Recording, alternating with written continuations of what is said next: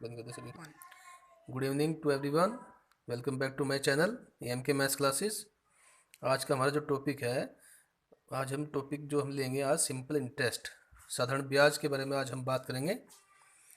साधारण ब्याज बहुत सारी परीक्षा में पूछे जाते हैं क्वेश्चन इसके भी, तो ये कैसे हल किया जाता है इस क्वेश्चन को, उसके बारे में आज हम आपको डिटेल में बताएंगे थोड़ा सा। उसके बाद जो नेक्स्ट वीडियो बनाएंगे वो आपकी शॉर्ट ट्रिक के ऊपर बनाएंगे। आज हम थोड़ा डिटेल में समझाते हैं इसको। साधारण ब्याज हमारा जो होता है वो होता है मूलधन गुणा दर गुणा समय अपॉन 100। ये हमारा सिंपल फॉर्मूला होता है इसका साधारण ब्याज निकालने का। साधारण ब्याज को बोलते हैं हम सिंपल इंटरेस्ट, SI बराबर होता है, मूलधन का मतलब होता है प्रिंसिपल, P गुणा R गुणा T अपॉन 100।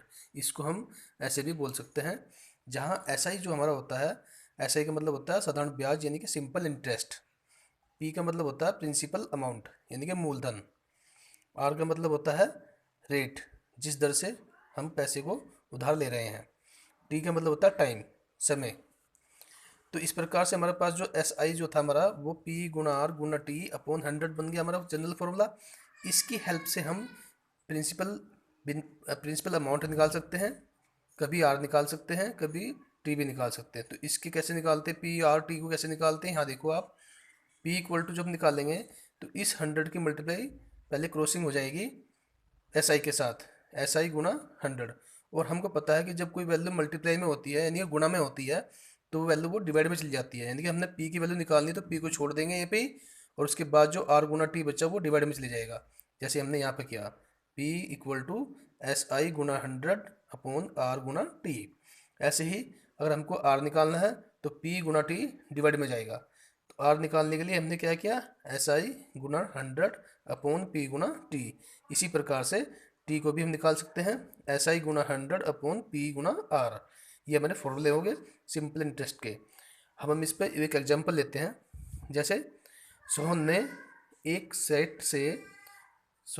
सेट से 5,000 रुपये 10% वार्षिक ब्याज की दर से 2 वर्षों के लिए उधार लिए, तो ब्याज के रूप में कितनी धनराशि भुगतान करेगा, ये हमें निकालना है। यानी कि सिंपल इंटरेस्ट का उसने। तो इसका एग्जांपल हम लेते हैं।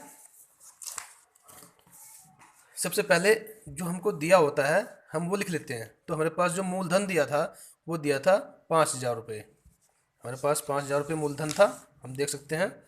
और उसके बाद जो हमारी रेट थी, रेट ऑफ इंटरेस्ट, वो हमारी थी 10% पर एनम। वार्षिक बोलते हैं इसको हिंदी में, इंग्लिश में बोलते हैं पर एनम। समय हमारा होता है टाइम, वो 2 वर्ष का दिया था उसने तो 2 ईयर हो गया। अब हम जानते हैं, वी नो दैट, हम जानते हैं कि साधारण ब्याज हमने बताया था अभी इक्वल टू होता है P मीनिंग मूलधन गुणा दर गुणा समय अपॉन 100। यानी कि SI बराबर जो होता है वो P गुणा R गुणा T अपॉन 100। तो हमने P की वैल्यू हमारे पास क्या थी, 5,000 थी, इसको हमने 5,000 रखा। R की वैल्यू 10 थी और T की वैल्यू हमारे पास टाइम 2 था, 2 ईयर था, और अपॉन 100 था। अब यहाँ पे ऊपर हमारे पास 5,000 है, यानी कि 2 जीरो ऊपर से 2 जीरो नीचे से कैंसिल हो जाएंगी, कट गई। हमारे पास बचा 50 गुणा 10 इंटू 2। अब इनकी मल्टीप्लाई करेंगे, 50 गुणा 10 हमारे पास होता है 500 गुणा 2, यानी कि 500 गुणा 2, 500 दूनी 1,000। यानी कि हमारा जो साधारण ब्याज आया वो हमारा 1,000 रुपये आया। तो 2 साल में जो वो उसको वापस देगा तो 1,000 वापस देगा ब्याज के। नेक्स्ट क्वेश्चन हमारे पास जो है वो हमारे पास है 7,200 रुपये का 12 1/2% वार्षिक ब्याज की दर से 8 माह का। ऐसे भी क्वेश्चन पूछ सकता है वो वर्ष ना देकर के आपको महीनों में पूछ सकता है कि 8 माह का साधारण ब्याज ज्ञात करो। तो हम क्या करेंगे, जो सबसे पहले हमारा काम वही होता है कि जो हमें दिया है उसको हम नोट कर लेते हैं। सबसे पहले मेरे पास 7,200 रुपये यानी कि 7,200 रुपये जो मूलधन है उसको हमने P कह दिया डायरेक्ट सीधा। P इक्वल टू हमारे पास 7,200 रुपये आया। ये 12 सही 1/2% जो हमारे पास है वार्षिक ब्याज जो दर है, इसको हमने R कहा, तो 12 सही 1/2% आया हमारे पास, ये दर आई R। इसको हम सोल्व कर लेते हैं। 12 दूनी 24, ये मिक्स फ्रैक्शन में है, मिश्रित भिन्न है, तो इसको हम सिंपल करते हैं। 2 से गुणा करेंगे 12 की, 12 दूनी 24, 24 में 1 जुड़ा तो 25/2, यानी कि 25/2% इसकी ब्याज दर हो गई है। और टाइम हमारे पास है 8 माह। और हमें पता है कि एक वर्ष में 12 महीने होते हैं, इसलिए हमने इस 8 को वर्ष में बदलने के लिए 12 से डिवाइड कर दिया। यानी कि 12 से भाग कर दी, और 4 दूनी 8 होता है और 4 तिये 12 होते हैं। यानी कि हमारे पास जो आंसर आया वर्ष में टाइम का वो आया 2/3 वर्ष, यानी कि 2/3 ईयर। अब हमारे पास पी भी है, आर भी है, टी भी है। अब सिंपल इंटरेस्ट हम निकाल सकते हैं।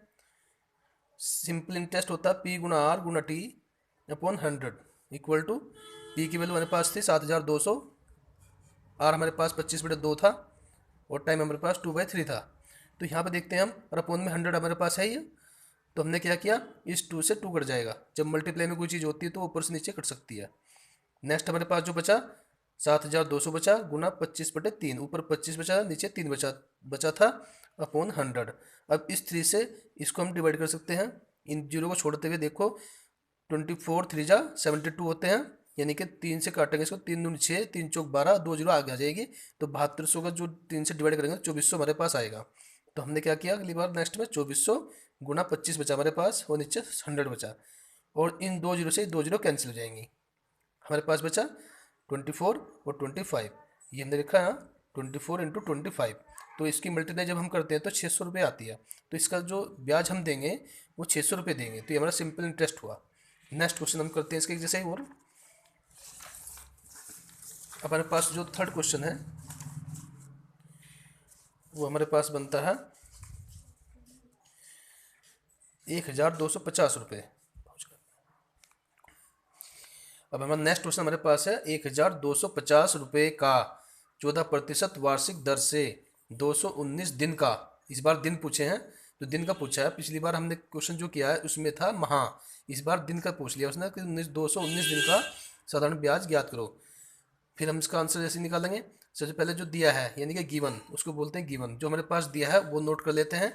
तो P बराबर हमारे पास जो है मूलधन, P का मतलब मूलधन, तो 1250 रुपये हमारे पास है, और आर हमारे पास 14% यानी कि 14% पर एनम का मतलब होता है वार्षिक। तो टी हमारे पास है 219 दिन, और हम दिन को वर्ष में कन्वर्ट करेंगे। हमें पता है कि एक वर्ष में 365 दिन होते हैं, इसलिए हमने 365 दिन से इसको डिवाइड कर दिया, तो हमारे पास जो आंसर आया वो वर्ष में आएगा। तो अब हमारे पास हमने सब कन्वर्ट कर लिया, पी हमारे पास है, आर हमारे पास है, टी हमारे पास है। तो सिंपल फॉर्मूला वही SI इक्वल टू पी गुना आर गुना टी अपॉन 100। पी की वैल्यू हमारे पास थी 1250 रुपये, ये हमने रख दिया। आर की वैल्यू 14% थी, 14 रख दिया, और टी हमारे पास था 219 अपॉन 365। जहाँ कुछ नहीं होता वहाँ नीचे 1 मान सकते हैं, और इसके नीचे डिवाइड में क्या आता है, ये 100, ये ऐसे रहेगा। अब जब हम इसकी मल्टीप्लाई में इनको लाते हैं तो ये 100 के नीचे कुछ नहीं था, तो हमने इसको 1 मान सकते हैं, वो अंडरस्टूड होता है। तो इसलिए जब इसकी डिवाइड उसको मल्टीप्लाई में ले जाते हैं तो इस नीचे वाले की मल्टीप्लाई यहाँ जाएगी नीचे की तरफ, और सबसे नीचे जो हमारे पास 1 है इसके ऊपर जाएगी। तो हम कर लेते हैं 1250 गुना 14 गुना 219 अपॉन 365 की गुणा इसमें एक में 365 रहेगी, और जब 100 की गुणा इसमें जाएगी तो ये ऐसे रहेगी इसकी मल्टीप्लाई इसके साथ हो जाएगी।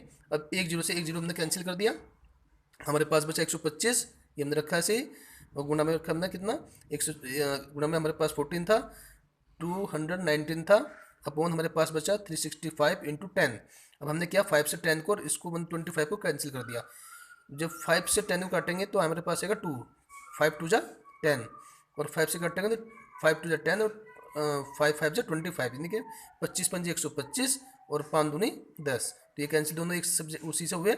हमारे पास बचा नेक्स्ट 25 बचा, और यहाँ पे 7 बचा, इस 2 से हमने 14 को काटा था, 2 7 जा 14, तो ये 7 आया, ये 219 आया अपॉन 365 ऐसे ही रहा। अब हमने क्या किया, इसको 5 से डिवाइड कर दिया दोनों को, 5 5 जा 25, और 5 7 जा 35, 1 बचा, और 5 3 जा 15, यानी कि दोनों 5 से कैंसिल हो गए।